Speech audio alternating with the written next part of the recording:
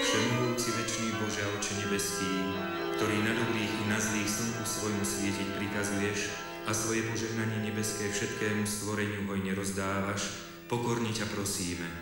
Ráč podľa najsvätejšej vôle svojej skryté poklady banské otvoriť, prácam rúk našich požehnania udeliť.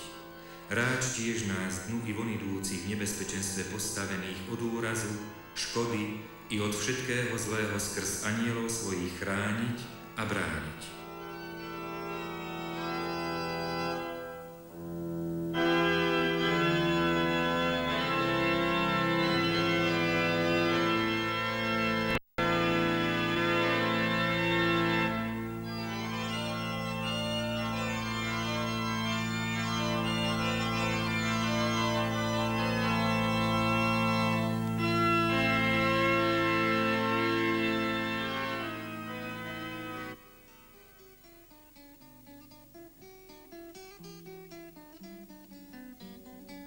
Drahé kovy a neskôr železo začali na území dnešného Liptova hľadať a spracúvať už v 4. storočí pred našim letopočtom keltské kmene. Najväčší rozmach zaznamenáva liptovské baníctvo v stredoveku. S prvými zmienkami o ťažbe a spracovaní kovov v tomto zaujímavom kúte Slovenska sa stretávame v zachovaných písomnostiach. Sú to predovšetkým donačné a ochranné listiny panovníkov, listy a správy obecných a mestských richtárov alebo zápisy a rozhodnutia banských súdov.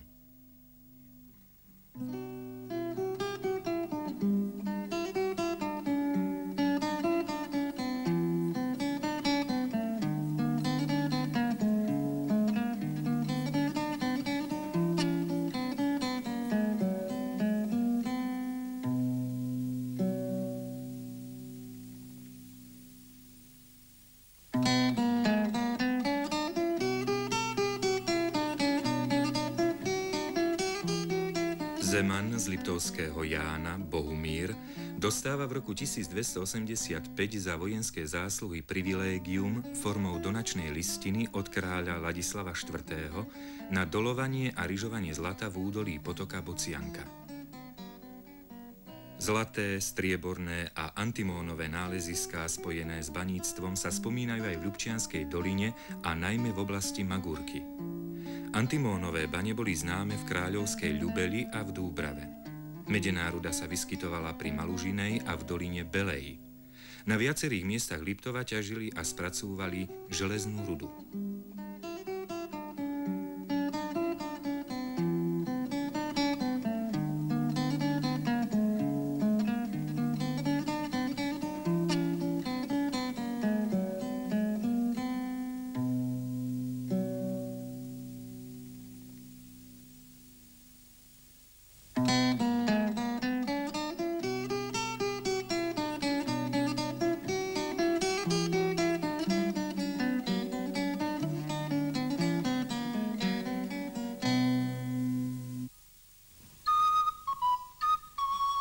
Vráťme sa ale do Bocianskej doliny, ktorá bola do roku 1263 celá kráľovským majetkom. Vtedy Bélo IV. Priznáva rozsiahly majetok v juhovýchodnej časti Liptovskej kotliny od Ploštínskeho Chotára až po potok Boca Bohumírovi zo svätého Jána. A ten, ako sme už spomínali, získava neskôr právo ryžovať zlato v Bocianke a ďalšie ryžovanie povoľovať. Najväčší záujem o túto činnosť prejavili mešťania z Hýb. Zachovali sa písomné doklady z roku 1342, že tu zlato skutočne ryžovali a osminu vyťaženého množstva boli povinní odovzdávať Bohumírovým synom. Prvá banícka osada v tejto oblasti sa rozprestierala v doline dnes zvanej Starobodská.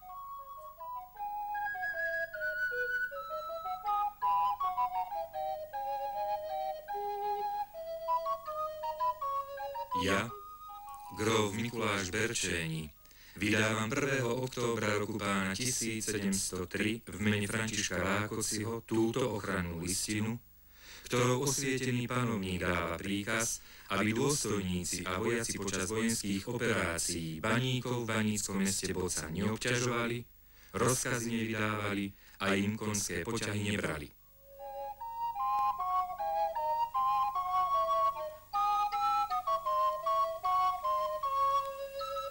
Táto ochranná listina z obdobia protihabsburských povstaní je dôkazom, že z pôvodných prechodných obydlí ryžovateľov zlata v údolí Bocianky vzniklo významné banícke stredisko. Vytvorili sa dve známe sídla, Svetojánska a Kráľovská Boca, kde v 70. rokoch 16. storočia postavila banská komora kostol, ktorý slúžil zväčša nemeckým prisťahovalcom.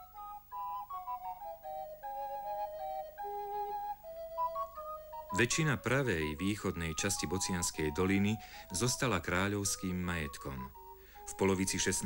storočia otvárajú aj v týchto priestoroch bane, ktoré patrili pod správu Banskobystrickej banskej komory.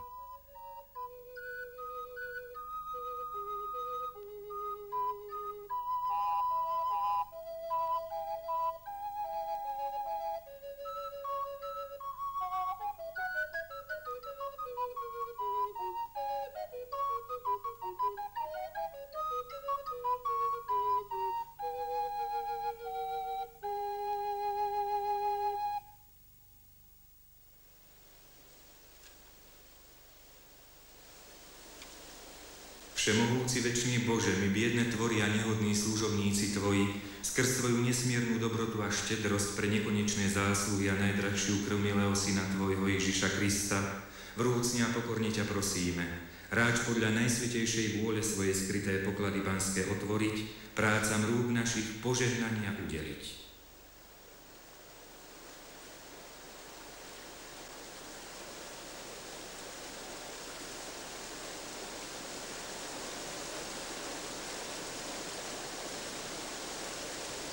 Ďalším významným strediskom, kde sa ryžovalo zlato, bola Ľubčianska dolina v juhovýchodnej časti Liptova.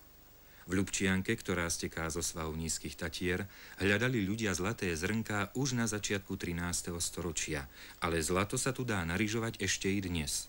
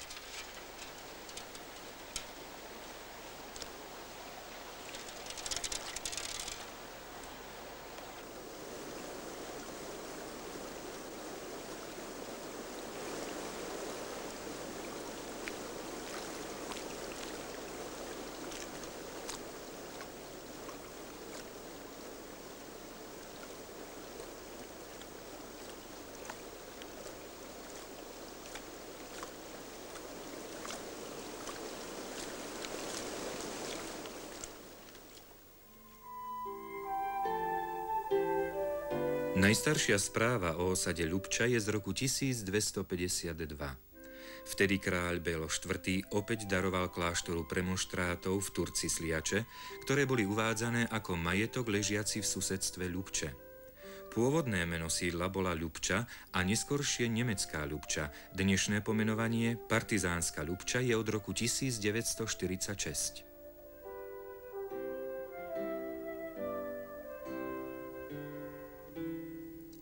Od polovice 13. storočia sa začínajú na ľubčianskom majetku usadzovať hostia väčšinou pochádzajúci z Krupiny a Banskej Štiavnice. Boli to Nemci, ktorí sa dopočuli o tunajších zásobách zlata, striebra a iných kovov. Noví osadníci sa najviac pričinili o získanie banského i mestského práva v roku 1270 od kráľa Štefana. Ľubčanom je dovolené voliť si richtára a sú vyňatí spod právomoci župana z volenského komitátu. Ostáva im právo rybolovu v Revúcej a naviac majú povolené dolovanie zlata, striebra a medi v Chotári.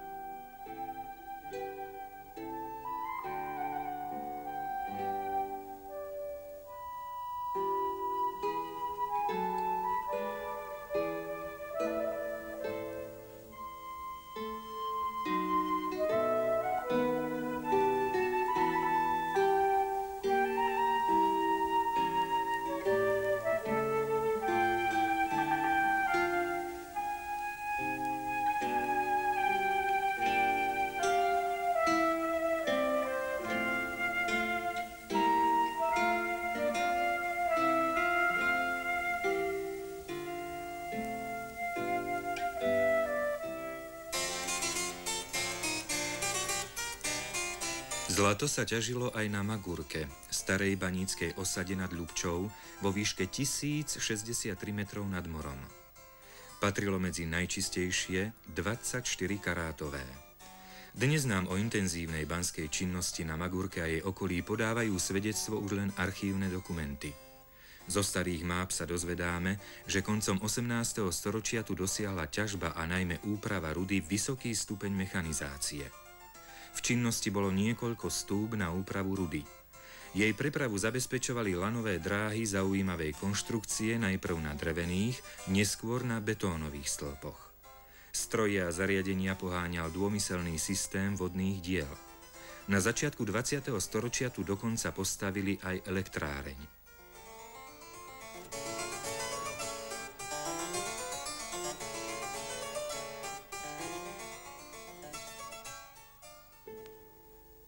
Mimoriadne vzácnym, dodnes zachovaným objektom je kostolík na Magurke. Miestni baníci chodievali na bohoslúžby do Liptovskej Lúžnej, kde bývali aj krstení. Len v niektoré presne určené sviatky využívali svoju kaplnku. Zvláštnosťou bolo, že títo baníci nemali za patrónku svätú Barboru, ako bývalo zvykom, ale ich patrónom bol svätý Kliment.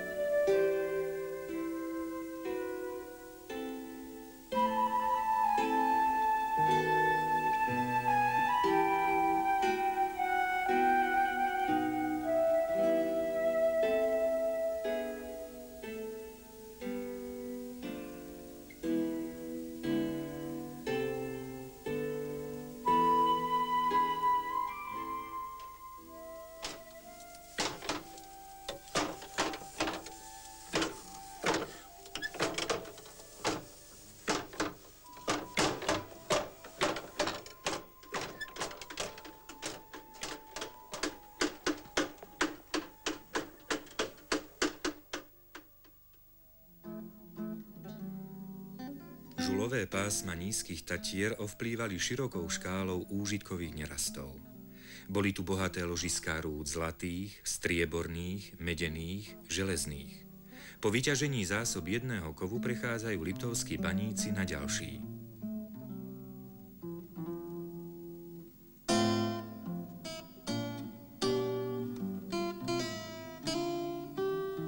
Osobitné postavenie mala v Liptove ťažba antimónovej rudy.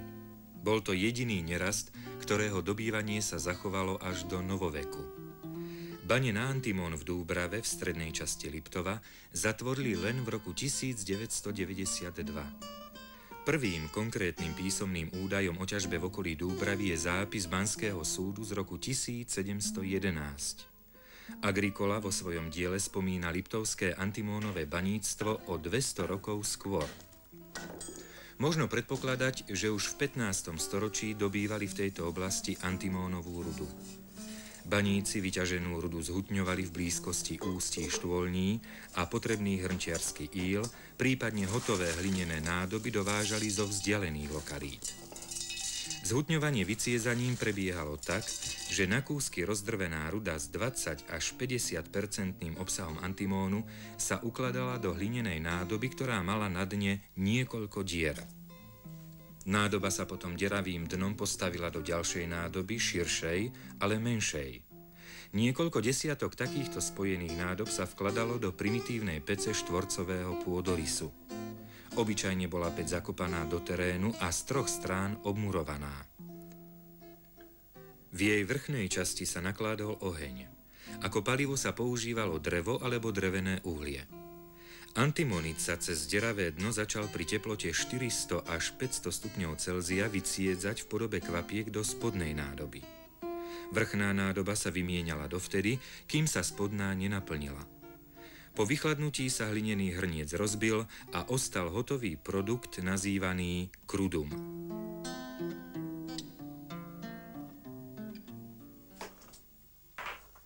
Za ťažbou železnej rudy sa liptovskí baníci dostávajú až do výšky 1800 metrov nad morom na Ľudárovú hoľu.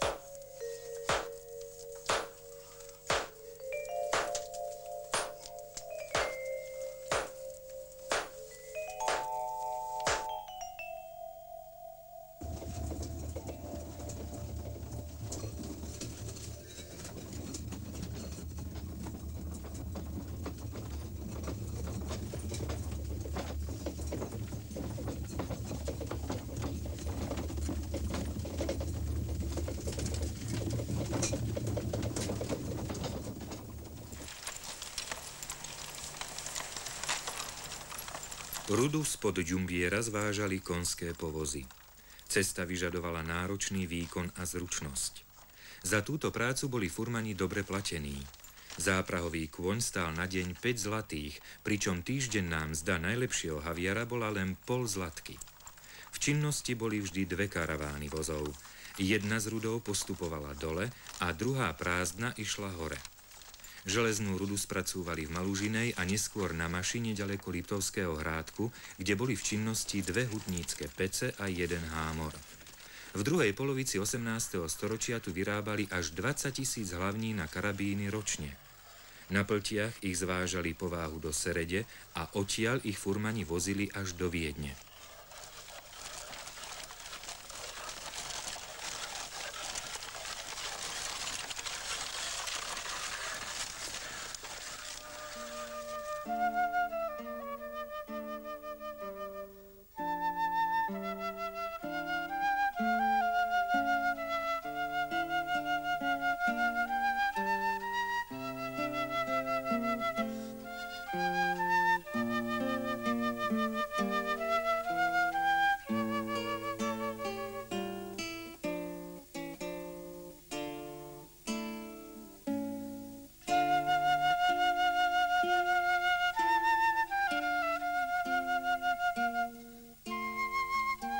Na severných svahoch nízkych Tatier už dávno stíchol buchot banských kladív. Zvyšky starej Maše, ktoré dnes slúžia ako múzeum, sú jedinými pamiatkami pripomínajúcimi bežným návštevníkom Liptova jeho zašlú banícku slávu.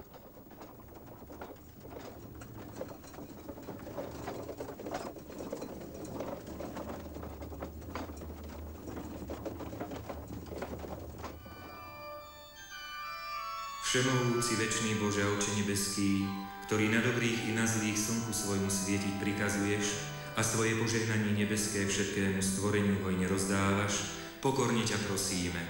Ráč podľa najsvätejšej vôle svojej skryté poklady banské otvoriť, prácam rúk našich požehnania udeliť. Ráč tiež nás dnu i von idúcich v nebezpečenstve postavených od úrazu, škody i od všetkého zlého skrz anielov svojich brániť a chrániť.